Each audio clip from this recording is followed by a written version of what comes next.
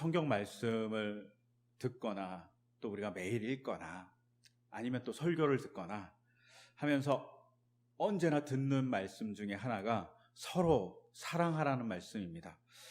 여러분 어떠세요? 서로 사랑하라 이 얘기를 들으면 무슨 느낌이 드세요? 저는 기본적으로 그래, 내가 서로 사랑해야지, 내가 잘 못하는 거지, 이런 생각이 듭니다. 그러면서 하나님, 서로 사랑할 수 있도록 제가 하나님의 사랑을 품는 사람이 될 수 있게 해주세요라고 기도하게 돼요. 그리고 사랑하지 못하는 제가 아직은 참 멀었구나 생각하며 반성하게도 됩니다. 그런데 성경을 읽다가 이런 문구가 나오면 조금 다른 생각을 하게 됩니다. 용서해 줘라. 특히 오늘 본문같이 그가 내게 하루에 7번 죄를 짓고 7번 내게 돌아와서 회개하오 하면 너는 용서해 주어야 한다라고 할 때, 이 용서해 주어야 한다라는 말씀을 딱 들으면 제 마음속 한구석, 주변도 아니고 구퉁이도 아니고 제 마음속 정말 중앙에서 이런 소리가 납니다. 주님, 그렇게 하기 싫습니다. 이렇게 얘기하고 싶어요. 이렇게 얘기해요. 용서하고 싶지 않아요. 이렇게 항상 제 마음속 한쪽에선 이 얘기가 불쑥불쑥 튀어나옵니다. 그리고 이렇게 하나님께도 반항해도 되나? 라는 생각도 또 마음구석에 이렇게 하나님 용서해 주라 그랬는데 용서하기 싫다고 이렇게 하나님께 대들면 괜찮나? 이런 마음도 한쪽 마음 한구석에 이렇게 조용히 감춰져 있어요. 개인적으로는 저는 누군가에게 저에게 잘못하거나 저를 나쁘게 만들거나 혹은 저를 괴롭히는 사람이 있으면 개인적으로는 통쾌하게 복수해 주고 싶어요.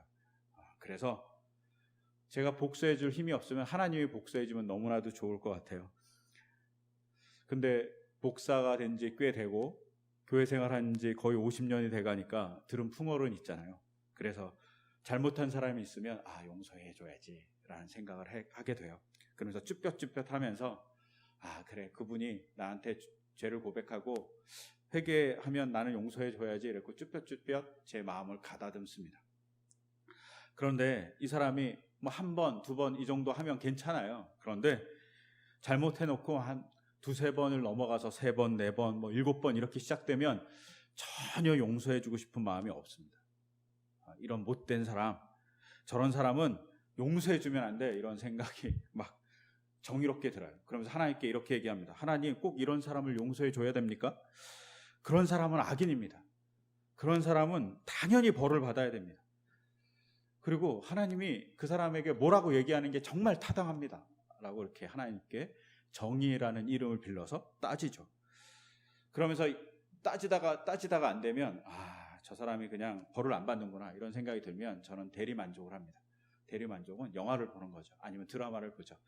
복수극을 보면서 그래, 하나님이 저 사람을 복수 안 해주지만 영화에선 열심히 복수해 주는 거 감사하다 이렇게 하면서 만족을 하죠. 대리로 마음의 화를 풀고 있어요. 근데 이렇게 용서해 주는 건 너무 어렵습니다. 근데 이 용서해 주는 것에 대해서 뭐라고 얘기하냐면, 하나님께서 오늘 우리가 읽었던 누가복음 17장 3절에서는 너희 스스로 조심해서 형제를 꾸짖고 잘못하면 그 다음에 회개하면 용서해 주라 그래요. 그러니까 우리 마음을 스스로 되게 조심하면 용서해 줄 수 있다라고 얘기하는 거예요. 근데 되게 이상하지 않습니까? 마음을 조심해야지 용서를 해줄 수 있을까요? 차라리 이렇게 얘기하는 게 더 합당하지 않겠습니까? 너의 마음을 넓게 해갖고 그 사람이 뭐라고든지 좀 받아줘라 라고 얘기하는 게 본문은 되게 합당해 보입니다.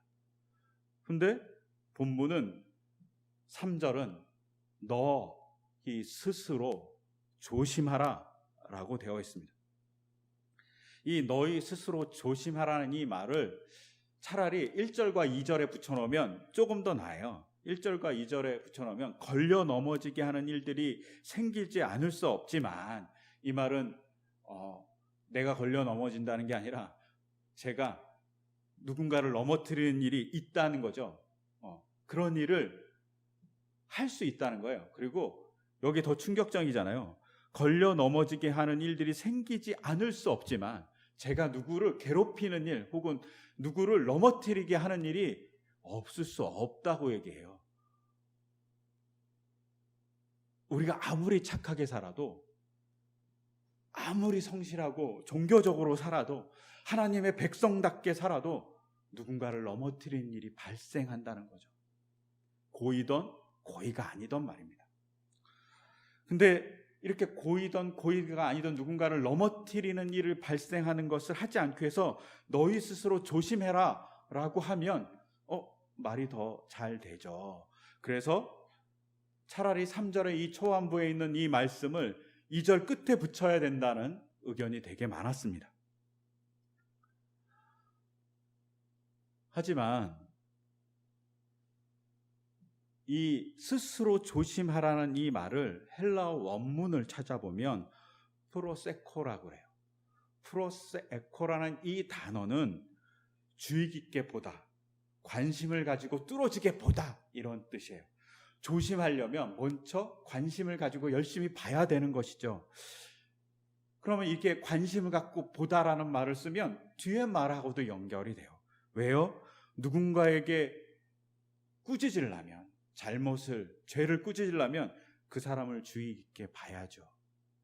또 그 사람이 저에게 와서 회개하면 회개를 잘 들어줘야지 용서해 줄 수 있잖아요. 회개를 건성으로 막 해요. 그러면 용서해 줄 수 없잖아요. 회개를 마음 다 들여서 하는 것을 주의 깊게 해보면서 용서해 주는 거죠. 이렇게 보면 이 프로세코라는 이 단어가 합당해요. 주의 깊게 보자. 그래서 최근 학자들은 그전까지는 이 너희는 스스로 조심하라는 말을 2절 후반부에 붙여야 된다는 의견이 많았지만 최근에는 그렇지 않고요. 이 너희 스스로 조심하라는 이 말이 1절과 4절의 가장 핵심적인 문장이라고 생각하고 바라봐야 된다는 의견이 나왔어요. 즉 스스로 조심해서 우리가 해야 될 일은 누군가를 걸려 넘어뜨리는 일을 하지 말아야 되는 것. 스스로 조심해서 누군가를 주의 깊게 범우를 통해서 뭘 해야 돼요? 남의 잘못을 잘 고쳐주고, 남이 회개할 때 잘 들어주고 용서해주는 그런 사람이 되어야 된다고 얘기해서 1절부터 4절까지의 핵심은 스스로 조심하라라는 말이라고 요사이는 주장되고 있어요. 이것을 나태주 시인의 유명한 말로 바꿔서 얘기할 수 있어요. 나태주 시인이 풀꽃이라는 시에서 이런 말을 하죠. 자세히 보아야 예쁘다. 오래 보아야 사랑스럽다. 이 표현을 조심스럽게 살아야, 보아야 남을 걸려 넘어지지 않게 한다. 오래 찬찬히 주의 있게 보아야 남을 용서할 수 있다 라고 바꿀 수 있을 것 같아요. 즉 이렇게 스스로 조심해야 되는 거죠. 근데 이 스스로 조심하는 것을 조금 더 자세히 볼 필요가 있어요. 스스로 조심한다는 것을 1절에 나오는 걸려 넘어뜨리게 하는 일을 하지 않기 위해서 조심하라는 말을 우리가 걸려 넘어뜨리는 게 뭐냐고 볼 필요가 있죠. 걸려 넘어뜨린다는 말은 여러분들이 잘 아는 단어에서 나왔어요. 스캔들에서 나왔어요. 이 스캔들이란 말을 이렇게 돌에 걸려 넘어지다 이렇게 얘기도 하지만 사실은 이 스캔들이란 말은 스칸달론이라는 헬라어에서 나왔어요. 이 스칸달론이란 말은 함정이나 덫이라는 의미를 첫 번째 갖고 있어요. 두 번째는 누군가를 유혹해서 죄에 빠지게 하는 거죠. 우리 가끔 못된 친구들이 자기가 막 죄를 지고 있을 때 착한 친구들을 그 죄의 구렁텅이에 빠뜨리고 싶어 해서 유혹하는 경우가 있잖아요. 너도 이거 한번 해봐. 너도 뭐 해봐. 뭐 이렇게 얘기하면서 빠뜨리는 그런 유혹을 스칸달론이라고 얘기해요. 그리고 세 번째는 고의적으로 누군가에게 흠집을 내는 것을 스칸달론이라고 얘기합니다. 즉 덧치면서 유혹이면서 흠집을 내는 것, 이것이 스칸달론이죠. 즉 우리가 조심해야 될 것은 누구를 고의적으로 덫에 빠뜨리거나 누구에게 더 죄를 짓게 만드는 일을 고의적으로 만들거나 누구의 삶에서 우리가 시기해서 질투해서 그 사람이 아무런 잘못이 없는데 가짜 뉴스를 만들어서 흠집을 내는 일, 그런 일들을 스칸달론이라고 얘기한다고 볼 수 있어요. 근데 요거를 조금 더 원어적인 의미, 원래 만들었던 의미를 보면 조금 더 심각한 의미가 됩니다. 스칸달론이라는 말이 어디서 처음 사용됐는지는 정확하게 알 수 없지만 이 단어가 사용된 유명한 신화가 있어요. 그거는 우리가 잘 알고 있는 아프로디테라는 여신과 그 여신이 바람을 핀 아레스라는 신과의 관계에서 쓰였어요. 특히 여기서 말하는 덫, 스칸달론은 덫을 의미하는데 이 덫은 꼭 우리가 걸어가다가 동물이 딱 밟아갖고 그 발이 꽉 묶이는 그런 이빨이 잔뜩 있는 덫이 아니에요. 혹은 누군가가 빠지도록 깊이 함정을 파갖고 그 함정에 펑 빠져갖고 구덩이에 빠지게 만드는 그런 덫이 아니에요. 여기서 말하는 스칸달론이라는 덫은 어떤 거냐면 그 덫을 딱 밟는 순간 갑자기 그물이나 아니면 올가미가 그 사람의 발목이나 뭔가를 잡아갖고 그냥 대롱대롱 공중에 달아놓는 그런 덫을 의미해요. 즉 덫에 걸린 사람은 무방비 상태에서 저항할 수 없고 꽁꽁 매달린 상태에서 그냥 공개적으로 보여지는 상태, 저항할 수 없는 상태를 의미하죠.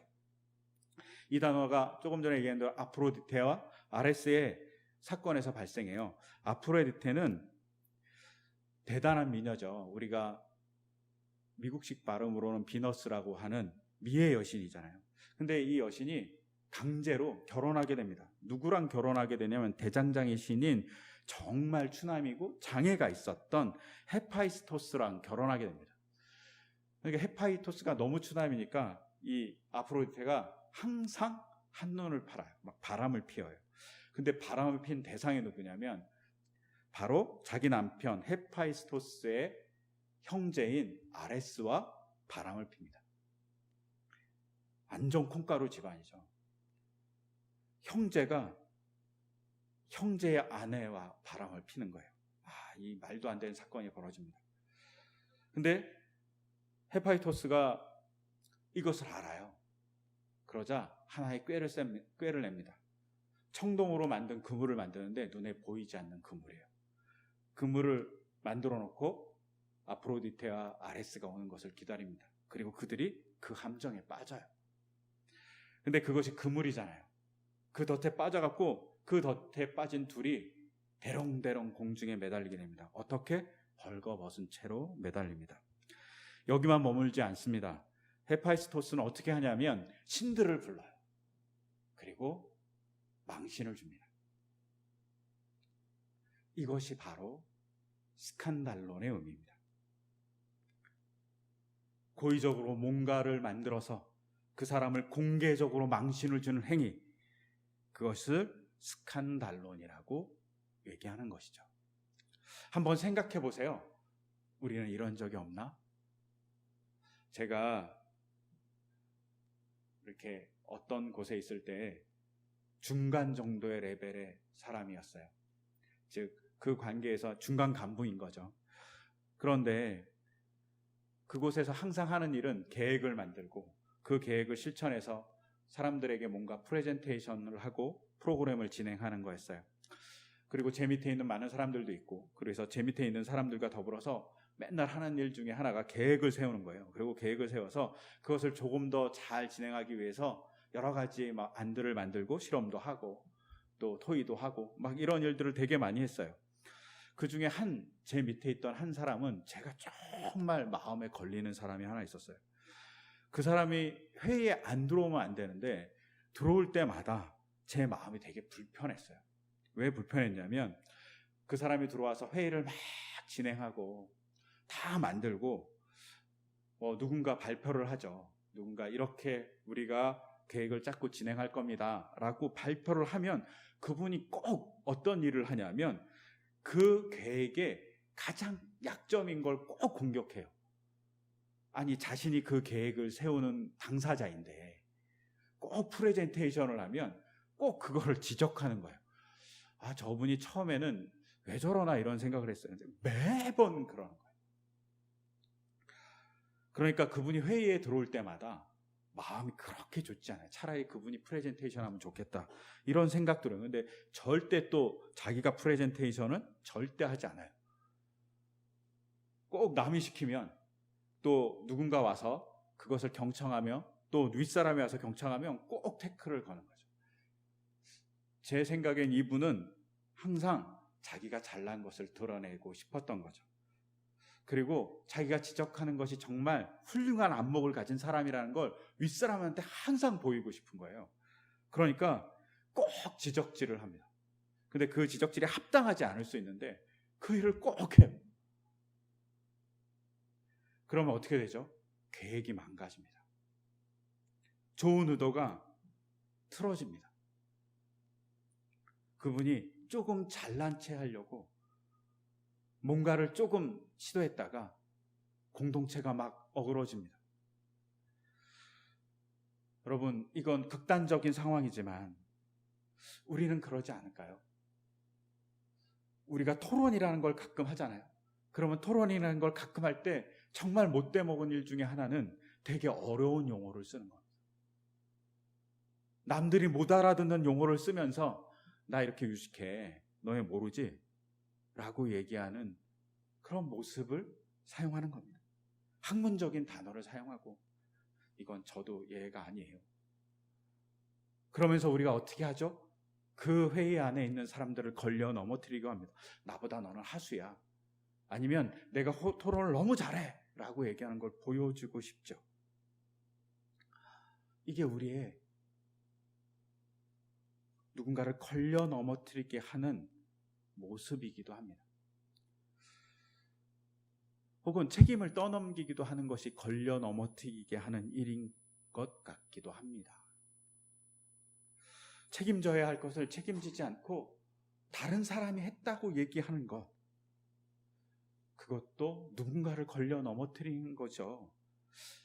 또 윗사람이 자기가 책임져야 될 일을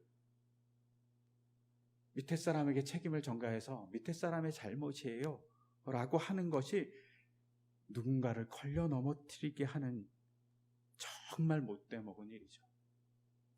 그런 일을 우리가 하지 않나 조심스럽게 보라는 겁니다. 또한 오늘날 가짜 뉴스가 엄청 유포되고 있습니다. 가짜 뉴스를 막 유포하는 거, 그것도 남을 걸려 넘어뜨리는 거죠. 그 뉴스를 봤으면 이게 진짜인가 가짜인가 스스로 확인은 해보셔야죠. 우리가 항상 이러잖아요. 신문을 읽을 때도 진보와 보수를 읽어야 된다고, 둘의 관점은 잘 봐야 된다고 얘기하지 않습니까? 그런데 우리가 확증 편향이라고 자기 혼자 좋아하는 거에 평양에 빠져갖고 다른 편을 막 폄하합니다. 제대로 된 사실을 파악하지 않는 거죠. 이게 걸려 넘어뜨리게 하는 것이죠. 누군가를 바라봄에 있어서도 마찬가지입니다. 제가 하지 않는 일 중에 몇 가지가 있는데, 누군가를 처음 만나게 될 때, 혹은 누군가에게 일을 하면서 제 밑에 사람을 소개해 줄 때 하지 않는 게 있습니다. 어떤 거냐면 그 사람들에 대한 정보를 잘 주지 않습니다. 처음에 일을 할 때는. 왜냐하면 누군가 들어와서 그 사람들을 볼 때 선입견을 갖게 하지 않기 위해서입니다. 제 선입견이니까. 제가 알고 있는 그 사람의 모습이 잘못될 수 있어요. 그러면 타인의 시각에서 그 사람이 어떻게 바라보는지를 알려면 우선은 잠깐 제가 그 사람에 대한 정보를 주는 것을 멈추는 것이 중요합니다. 우리는 가끔 너무 오지랖을 핀다고 해서 잘못된 정보를 주고 그것을 또 오지랖이라는 말로 포장해서 누군가를 넘어뜨리는 일을 하죠. 그것을 하지 말라는 겁니다. 조심히 정말 주의 깊게 너가 뭘 하고 있는지를 봐라 라고 하는 게 오늘 누가복음의 말씀입니다. 잘못하면 우리는 누군가를 넘어뜨립니다. 그래서 예수님께서 걸려 넘어지게 하는 일들이 생기지 않을 수 없다라고 얘기하는 거죠. 인간의 실존이 누군가를 항상 걸려 넘어지게 한다는 거죠. 그것을 잊지 말라고 합니다. 아무리 선해도, 아무리 좋아도 걸려 넘어지게 할 수 있다는 것이죠. 그래서 조심하라고 얘기합니다. 이 조심하라고 얘기하는 것을 조금 더 확증해서 그리고 연결해서 봐야 될 본문이 뭐냐면 오늘 읽었던 스가랴서 12장 10절의 말씀입니다. 왜 조심해서 봐야 되냐면 스가랴서 12장 10절의 번역을 보면 나 곧 그들이 찔러 죽인 그를 바라보고서라고 되어 있어요. 이게 이 한국 문장조차가 말이 안 되잖아요. 잘 보면 나 곧 그들이 찔러 죽인 그를 바라보고서. 나가 그예요. 1인칭 나가 3인칭 그로 확 바뀌어버려요. 이상하지 않습니까? 전 이 본문을 읽을 때마다 이상합니다. 그래서 히브리어 본문을 찾아보잖아요. 히브리어 본문도 이렇게 되어 있어요. 1인칭이 있고 3인칭이 있어요. 근데 같이 동격, 같은 거예요. 같은 인물이에요. 말도 안 되죠. 어떻게 1인칭인 나와랑 3인칭인 그가 같을 수 있어요. 근데 성경이 1인칭인 나랑 3인칭 그를 같다고 얘기해요. 정말 이상한 본문이에요. 그래서 스가랴서에서 12장 10절은 가장 해석하기 어려운 본문입니다. 근데 이 본문을 딱 읽자마자 여러분 누가 생각납니까? 저는 예수님의 십자가, 예수님의 사랑이 생각납니다.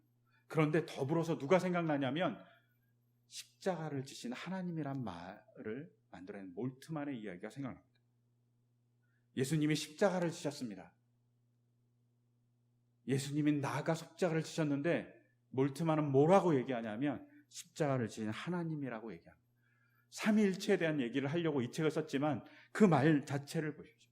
예수님이 십자가, 나라는 예수님이 십자가를 졌는데 그라는 하나님이 같이 지고 있다라는 거죠. 여기서 봐야 될 것, 우리가 누군가를 넘어뜨리는 일이 되냐면 하나님의 사람을 넘어뜨리는 일은, 그리고 하나님의 사람을 괴롭히는 일은 바로 하나님을 괴롭히는 일이 된다고 확장해서 생각할 수 있습니다. 이것을 더 확증하는 말이 있죠. 사도 바울이 사도가 되기 전에 예수님을 믿는 사람들을 잡기 위해서 혈안이었습니다. 그래서 예루살렘에서 다메섹으로 막 갑니다. 그러다 다메섹으로 가는 길에 예수님을 만나죠. 강력한 빛이 내려서 눈이 멀고 그리고 음성이 들립니다. 사울아, 사울아 라고 얘기하니까 당신은 누구십니까? 라고 사울이 얘기합니다. 그때 예수님이 뭐라고 그럽니까? 내가 핍박하는 예수다라고 얘기합니다. 예수님이 내가 핍박하는 예수를 믿는 사람, 그들을 보호하는 예수다, 그들이 믿는 예수다라고 얘기하지 않아요. 예수님을 믿어서 핍박받는 사람들을 핍박하고 있는 사울에게 뭐라고 얘기하냐면 내가 핍박하는 예수다라고 얘기합니다. 여기서 예수님은 핍박받는 그 초대교회의 많은 성도들과 자기가 동일하답니다. 핍박받는 성도가 나라면 스가랴서대로 채찍을 맞는 그는 예수님이죠. 나랑 같이 동일화된 분인 것이죠. 즉 우리가 누군가를 넘어뜨리는 일은 그렇게 단순한 일이 아니라는 거예요. 누군가를 넘어뜨리는 일은 어쩌면 예수님을 시험 들게 하는 일이라는 사실을 잊지 않고 우리가 살아가야 되는 거죠. 그분이 예수님이 사랑하는 존재인 것을 잊지 않고 살아가야죠. 그래서 너희는 스스로 조심하라고 예수님이 믿는 사람들에게 얘기합니다. 제자들에게 얘기합니다. 그리고 이 스스로 조심하라는 것을 뒤에 나오는 용서와 그리고 회개하는 자들에 대한 꾸짖음으로 본다면 우리가 봐야 될 게 있어요. 원래 프로세코라는 이 단어가 주의 깊게 보다, 관심 있게 보다라는 의미라고 이야기했어요. 즉 누군가를 꾸짖으려면 관심 있게 봐야죠. 그 사람의 삶의 자리를, 그 사람의 형편을, 그리고 그 사람이 잘 될 것을 위해서 관심 있게 봐야지 그 사람을 꾸짖죠. 그냥 건성으로 보면 꾸짖을 수 있을까요? 건성으로 보면 꾸짖는 그것은 못된 말이죠. 그것은 비난입니다. 여기서 말하는 꾸짖음은 잘 되기 위해서 그 사람에게 이야기하는 도움인 것이요. 그러니 관심을 갖고 주의 있게 보라는 거죠. 왜? 너희 스스로 그렇게 봐야지 제대로 꾸짖을 수 있다라고 얘기하고 있는 거죠. 한번 보세요. 부모와 아이가 관계가 어디서 틀어집니까? 혹은 부모와 아이가 관계가 어려워지는 대부분은 주의 있게 보지 않는 데서 발생합니다. 아이가 부모를 주의 있게 보지 않아서 꾸짖는 엄마 아빠가 나를 싫어하는구나 라고 보는 시각에서 엄마 아빠는 아이의 사정을 주의 있게 보지 않아서 그냥 그의 습관을 비난하기만 하죠. 이렇게 되면 틀어집니다. 주의 깊게 봐야 되는 거죠. 그리고 그 주의 있게 보는 것은 그의 삶을 잘 되게 만들기 위해서 주의 있게 보는 것을 의미합니다. 그래야지 꾸짖을 수 있어요. 또 주의 있게 본다는 건 어떻습니까? 그 사람이 잘 되기 위해서, 배려하기 위해서 주의 있게 봐야 되죠. 우리가 잘 아는 단어인 여호와 이레라는 말은 보다라는 말에서 왔어요. 봐야지 준비해 줄 수 있잖아요. 이래가 준비하다라는 뜻이라면 잘 봐야지 준비해 줄 수 있는 거예요. 잘 봐야 됩니다. 그래서 타인을 향해서 볼 때는 그 사람을 주의 있게 보라는 겁니다. 누군가에게 선물을 주려고 해도 주의 있게 봐야지 뭔 선물을 해줄 수 있죠. 누군가에게 조언을 해주려고 해도 그 사람의 사정을 알아야지 조언을 해주죠. 그래서 주의 깊게 보라고 얘기합니다. 더불어서 스스로 주의 깊게 보라는 건 타인을 보라는 얘기이기도 하지만 나를 보라는 얘기이기도 합니다. 너 자신을 좀 봐. 너 자신이 제대로 보고 있는지 봐라. 우리가 이러잖아요. 내 눈에 들보를 끼고 타인의 티끌을 볼 수가 없어요. 들보가 막았는데 어떻게 타인의 티끌을 봅니까? 즉 자신을 보라는 것. 자신의 사정이 어떤지 보라고 얘기하고 있는 것이 주의 깊게 보라고 하는 겁니다. 꾸짖던 용서를 하던 주의 깊게 자신을 봐야 됩니다. 저희 아이가 되게 흔하지 않은 운동을 잠깐 했어요. 펜싱이라는 운동을 했어요. 여러 사정에 의해서 뭐 학교 사정과 개인 사정에서 이제는 하지 않지만 제가 저희 아이가 펜싱을 할 때 시합에 몇 번 가본 적이 있어요. 그러면 전국에서 모이는 아이들이 쭉 모여갖고 시합을 준비합니다. 보통 실내 경기장에서 하거든요. 실내 경기장이 원형이잖아요. 그 원형 경기장 주변으로 원형의 복도가 있어요. 그러면 그 복도에서 아이들은 뭘 하는 줄 압니까? 그 시합에 참가하는 아이들은 펜싱복을 입고, 아니면 펜싱복을 안 입더라도 펜싱 칼을 들고 정말 열심히 연습을 해요. 그 좁은 복도에서. 그 복도를 지나가는 것이 살벌합니다. 뭐 그 칼이 예리하지 않지만 칼을 막 정신없이 휘두릅니다. 아이들은 주변에 누가 왔다 갔다 하는 것도 생각하지 않아요. 자기가 시합에 참가하는 선수이기 때문에 선수로서 정말 열심히 시합을 위해서 연습을 합니다. 그런데 그렇지 않은 학생들이 가끔 있어요. 그냥 그 복도에 널브러져 앉아서 핸드폰에 자기 영혼을 모두 뺏긴 친구들이 가끔 보입니다. 그러면 시합할 때 딱 보면 알아요. 정말 목숨을 걸고 마음을 들여서 연습한 친구들은 놀라울 정도로 잘한다는 사실을 알 수 있어요. 하지만 이렇게 스마트폰에 영혼을 뺏긴 친구들은 자기가 선수로 그 경기에 왔다는 사실을 망각한 거죠. 자신을 본다는 것은 선수가 시합에 참여해요. 그러면 시합을 참여하기 위해서 연습해야죠. 핸드폰을 볼 일이 아니라니까요. 그런데 연습하지 않고 핸드폰에 빠져 있어요. 자기가 지금 시합에 온지 모르는 거죠. 이런 상태를 보는 것. 그것이 바로 조심스럽게 스스로 자신을 보는 것을 의미합니다. 잘 자신을 봐야 되는 거죠.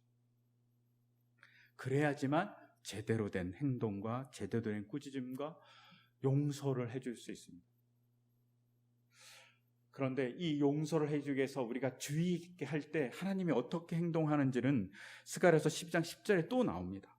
스가랴서 12장 10절을 보면 이렇게 돼 있어요. 나 곧 그들이 찔러 죽인 그를 바라보고서 외아들을 잃고 슬피 울고 슬피 울듯이 슬피 울며 맏아들을 잃고 슬피하듯 슬퍼할 것이다 라고 얘기합니다.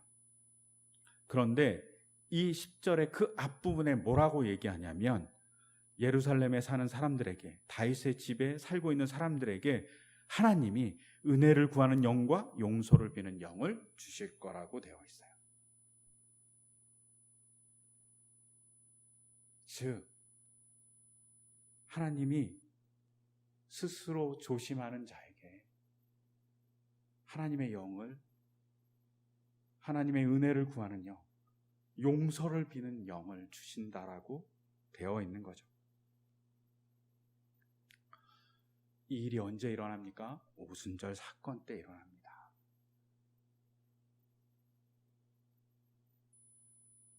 제자들이 현실을 제대로 보죠. 그러니까 어떻게 합니까? 이스라엘 백성을 향해서 꾸짖죠. 너희가 죄 없는 예수 그리스도를 죽였습니다. 그러자 이스라엘 백성이 어떻게 하면 우리가 어떻게 해야 됩니까? 라고 하니까 예수를 믿고 세례를 받으라고 얘기합니다. 그러자 3,000명의 하루에 3,000명이 넘는 사람들이 세례를 받았다고 되어 있어요. 여기서 중요합니다. 우리가 조심히 하나님께 나가려고 노력할 때, 우리의 자신의 실정을 제대로 볼 때, 제자들은 자기가 겁쟁인 걸 보고 자기들이 정말 하나님께서 선택한 제자들인 것도 보고 그렇게 나가서 하나님 앞에서 나가서 기도할 때 은혜의 영, 용서의 영 그들이 주어졌다고 얘기합니다. 그래서 그들이 얘기할 때 제대로 된 지적을 했죠. 우리가 누군가를 지적하려고 할 때 그냥 내 시각으로 지적하는 것이 아니라 하나님의 은혜를 구하는 영으로, 용서를 비는 영으로 지적한다는 사실을 알 수 있어요. 그래야지만 우리가 잘 할 수 있다는 것을 볼 수 있죠. 여러분, 우리가 할 일은 마음을 조심하는 겁니다. 마음을 정말 주의 깊게 바라보는 겁니다. 내가 하나님께 합당한지, 또 내가 걸려 넘어뜨리는 자로서 존재하는지 끊임없이 나를 점검해야 되는 거죠. 이걸 되게 못하는 사람들이 어떤 사람들인지 압니까? 자기가 스스로 의롭다라고 생각하는 사람들입니다. 자신이 스스로 의롭다라고 생각할 때 가장 의롭지 않은 상태가 될 수 있습니다. 그러니까 자꾸 자신의 마음을 바라봐야 되죠. 그리고 그렇게 할 때 우리가 성령을 슬프게 하지 않는 일이 됩니다. 오늘 우리가 읽었던 에베소서 4장 30절에 이렇게 되어 있어요. 하나님의 성령을 슬프게 하지 마십시오. 여러분은 성령 안에서 구속의 나를 위해서 인치심을 받았습니다 라고 되어 있습니다. 근데 이 말을 하고 32절 끝에 가면 뭐라고 되어 있냐면 서로 용서하십시오 라고 되어 있어요. 즉 우리가 우리 마음을 제대로 바라보지 못하면 서로 용서하지 못하는 자가 됩니다. 그리고 성령을 슬프게 하는 자가 되죠. 제가 설교 처음에 저는 용서하기가 정말 싫어요 라고 얘기했어요. 이 말이 어쩌면 성령을 대단히 슬퍼하게 하는 일이 될 수 있습니다. 근데 제가 용서할 능력이 없어요. 제 마음에 뽀드락지가 너무 강해서 절대 안 빠지려고 합니다. 그때 우리가 해야 될 일은 기도하는 거죠. 은혜를 구하고 용서를 비는 영을 구하는 겁니다. 그리고 주의 깊게 내 자신이 얼마나 오만하고 얼마나 남을 넘어뜨리고 얼마나 용서할지 모르는 사람인지 조심스럽게 주의 깊게 내 자신을 바라봐야 합니다. 그럴 때 하나님의 도우심이 우리 옆에 있을 겁니다. 그런 하나님의 도우심을 우리가 간구했으면 좋겠습니다. 그런 하나님의 도우심 우리에게 있게 해달라고 이 시간 같이 기도했으면 합니다. 제가 기도하겠습니다. 하나님 아버지, 우리에게 너희 스스로 조심하라고 얘기합니다. 너의 마음의 상태가 어떤지, 너의 삶의 자리가 어떤지, 그리고 인간의 현실이 어떤지 조심히 바라보라고 얘기합니다.